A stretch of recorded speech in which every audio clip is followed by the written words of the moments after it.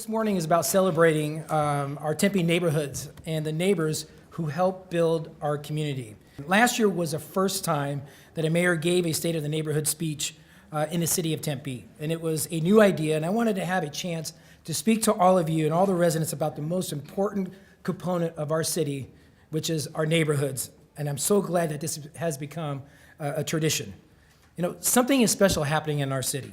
Despite being less than 10 years removed from the start of one of the largest recessions in American history, our city is coming back strong.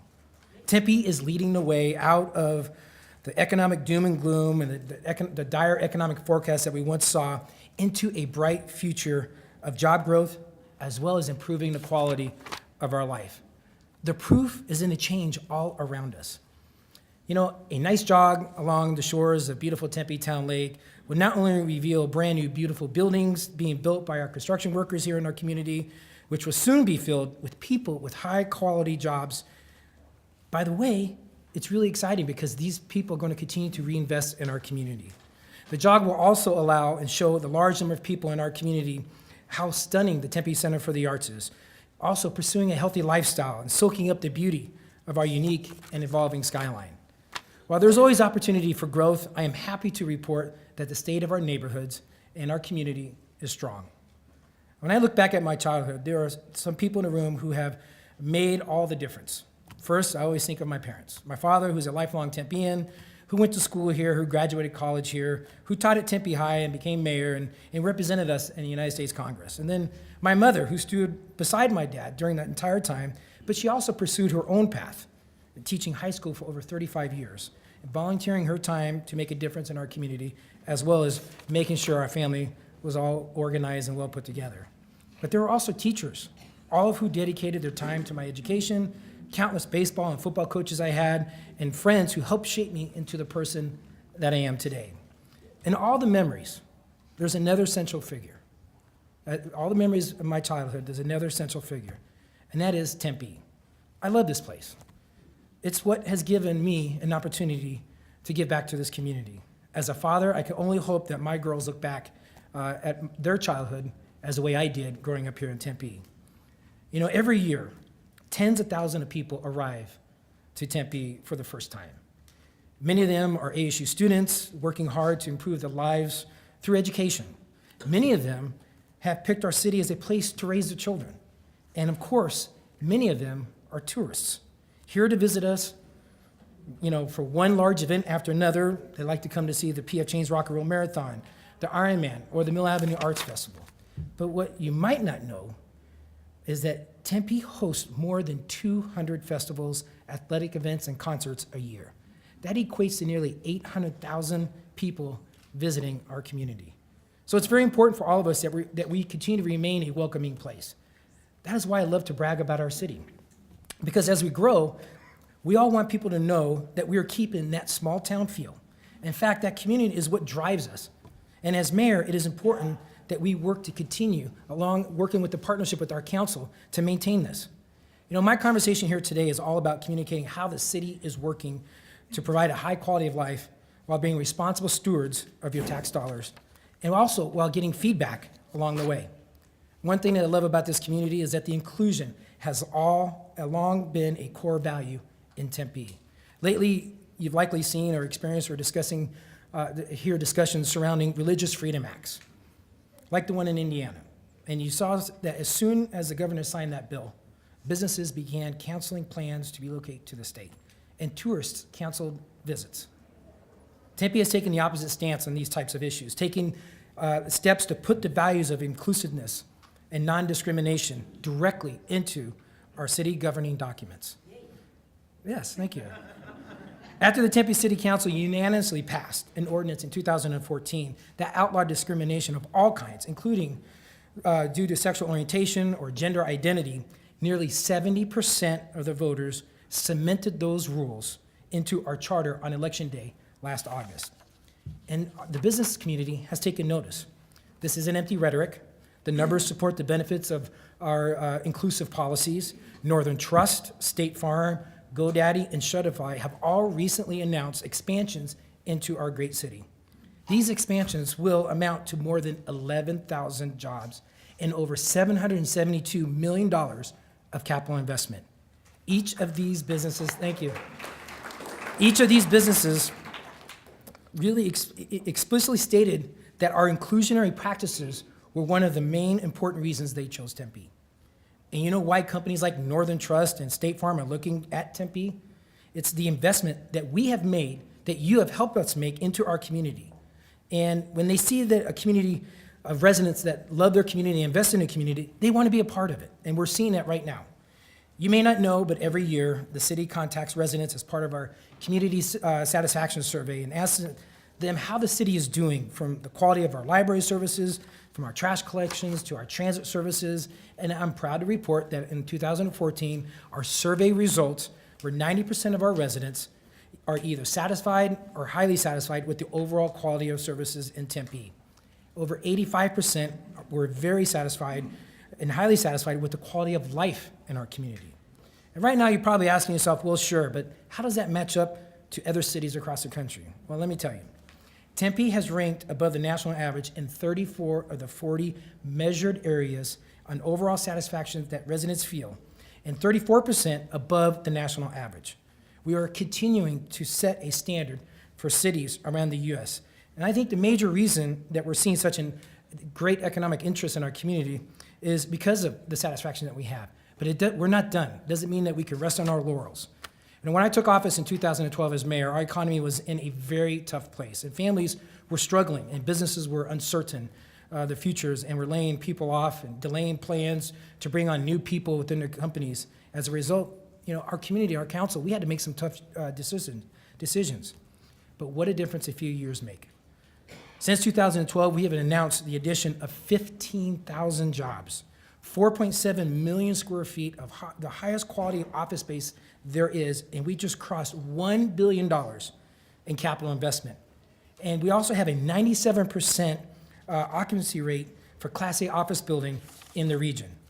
It's just not downtown that's growing. Our efforts to attract new high-quality businesses are paying off in all parts of our city. In South Tempe, where we rezoned and redeveloped Discovery Business Campus Park, we have attracted tenants like Northern Trust, as well as Shutterfly. The ASU Research Park is about to celebrate the grand opening of Amcor, a semiconductor company that recently decided to relocate to Tempe.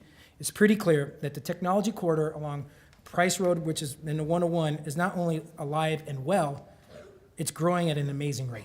And all these economic successes, the reason why I'm telling you this, add up to one important thing for our residents. It's a better quality of life. In South Tempe, we're seeing the first development of a single-family homes in nearly a decade. It's over 50 acres and will provide housing for 94 families. That's 94 families that will be contributing to our economy, dining in our restaurants, signing up to attend our local schools. In the end, as you all know, responsible development means a lot to you. And we'll see more of these types of businesses that will be coming here. And it also helps our city see more stable revenue tax streams that will help our community. When companies and their employees choose Tempe, it means more tax dollars that we can use to improve the quality of life and offer other amenities and services that all of you expect and you enjoy. And I gotta be honest with you, I love being mayor. I get to help improve the community along with my council colleagues who care very, very deeply about our community and on a daily basis. And with that being said, many of you have heard me say before that most of the time, local government isn't that sexy and it isn't that glamorous. But let me tell you, it's about providing services that our residents rely on and that you expect. Things like making sure your water is clean, your trash is picked up, and that the buildings and homes that are built in our community are safe. And these are the kinds of things that, as a council, we worry about all the time for our residents. And we're using this as building blocks for our community. In this last year's capital improvement budget, we are taking the steps to add those building blocks. The draft budget will go forward to a final vote to our council in June. And while we're not out of the woods yet economically, I will tell you, but we're in a very great position to start investing in projects that you are most interested in. We've heard from you, and we listened to you, and we know that the first priority on that list is our neighborhood parks. When I was a kid, the neighborhood park was the gathering place for all my friends and my neighbors. I played Little League there, I rode my bike there, I did goof off a lot there with my friends, and that's the great thing about Tempe. We have neighborhood park every square mile in our city. but it's also a challenge by keeping up with maintaining and improving our parks, especially in the case of an economic downturn. Maintaining and investing in our parks is an expensive prospect. The playground equipment has to be safe for our children to play on. And of course, it is important that everyone, regardless of ability, is able to use our park system. And that's why we as a council have been focusing on how we can reinvent our parks to recapture the idea that they are places for our neighborhood to enjoy as well as gather. Now, I'm proud to say that this year's CIP budget, which is our capital improvement budget, includes a $25 million investment into our park system over the next 5 years. In addition to the funding, the City Council has also approved the uses of monies that we have recently received from land sales and lease payments. This could be another $3 to $6 million that we are able to invest in the development around our parks. That's something that's really important to us. This funding will be used to improve the experience at all of our ball fields, our sports courts, replace and renovate some of the restrooms, the ramadas throughout the city, and dedicate $5 million to the playground equipment for our kids. In 2014 alone, nearly 2,500 young people participated in our city sports programs, and they're thriving. And we need to make sure that they are playing on safe fields. And that's why we're going to be replacing and repairing the park elements that are in the worst condition first. You know, this isn't all about funding. All this funding is not going to completely revamp our park system, but it's a good start considering where we've come from during the economic recession.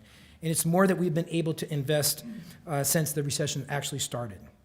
Another area where the city is focusing on investment is on street maintenance. And I'm happy to announce that over the next 5 years, the council and I are very happy to announce that over the next 5 years, the proposed CIP will put over $28 million into improving the quality of our roads. Now, unfortunately, some of you have heard our council, ask for your help because over the last 11 years, the state legislature has diverted over $7.5 million of highway user fee revenue fees meant for Tempe, which is your tax dollars. That funding would have paid for repair and resurface and on major and minor streets throughout our community. And with the millions of dollars swept from our budget, it has become increasingly difficult to keep up with our strategic plan, which I think we've all noticed at one time or another on our streets.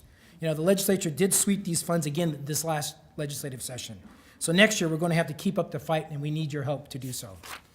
And I guarantee you that the council and I will be there leading the fight to get the dollars that we deserve. And when we do, we can finally supplement the millions of dollars that we are already investing.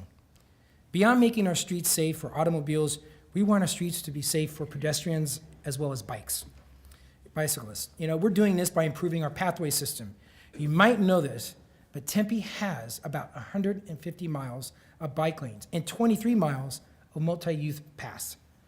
The projects proposed in this year's capital improvement budget will help add to better connect the network of our existing pathways to one another. These improvements will be especially beneficial to the cyclists in our community. We pride ourselves on being a bicycle-friendly city, and to become more bike-friendly, Tempe has used the proven method for integrating bicycling and bicycle infrastructure into all levels of our city planning. That's why we're looking to invest money into bicycle boulevards, and that will help protect and buffer our bike lanes. We're also investing in to help protect the buffer bike lanes. We're also investing in streetscape projects like along Broadway Road, which will improve the experience not only for our residents in facing the street, but also for our pedestrians as well as our bike riders.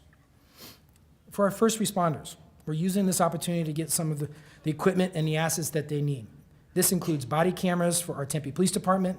The council is investing over $500,000 to ensure that the police department's ability and safely to secure and efficiently collect and store evidence.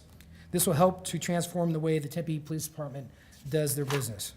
We're also planning to obtain a certificate of necessity from the state, which will allow our Tempe Fire Medical Rescue Department to create its own ambulance service if that makes the best and financial sense moving on into the future. This will allow Tempe Fire Medical Rescue to legally transport patients to the hospital and obtain reimbursements to offset those costs. It's a win-win for our community. The city's goal is to provide the best service for our residents as possible. That's our main goal, and that's exactly what this funding will allow our city staff to do. It's amazing what our city staff does with the resources available to them. Just a few years ago, some of you know that the council cut $30 million out of our city's operating budget. Though we are on an upswing, those cuts still have not been restored. But you wouldn't know that by looking at the dedication of all of our employees throughout our city. Let's give our employees a round of applause if we can.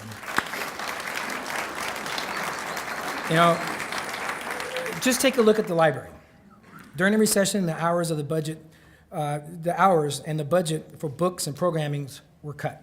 Still, our library is doing a remarkable job of serving our residents and the thousands of folks who go there from all around Maricopa County. While many libraries around the country are seeing a decline in attendance, our numbers are actually increasing.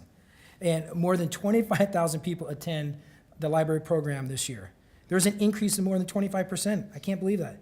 Our library seniors learned computer skills, teenagers gathered tips on getting into college through our College Connect program, and thousands of children went to the story time.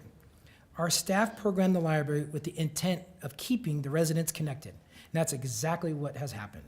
During the downturn, the Tempe Municipal Court suffered cuts, but our staff worked even harder to help the public. The creation of the mental health court helped provide seriously mentally ill offenders access to treatment instead of jail time. In 2013, the mental health court served 134 struggling individuals and helped to coordinate services between the court, the criminal justice system, and their treatment providers.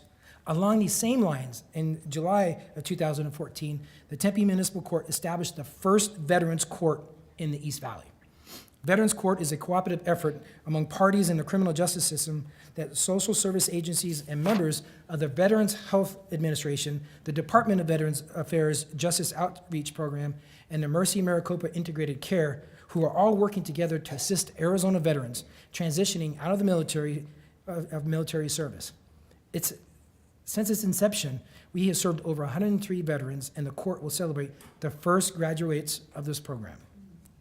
Another area that was hit hard was the arts.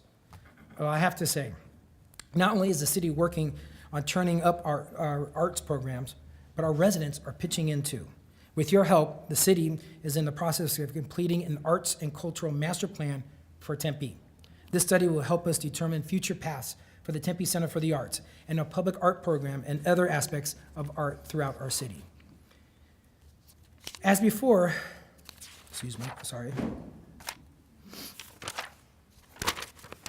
I have to say, it's been amazing at the high level of our community involvement. I thank all of you for being involved. Hundreds of people turn out for our focus groups, and our town halls are filled out online surveys. As a result, we can be assured that our master plan and for our community will reflect the will of our residents and ensure that the arts remain strong in the vibrant part of our community. Lastly, I'd also like to announce that I've been working with the council and our city staff to restore a community outreach event used by previous mayors to inform residents on different topics of interest.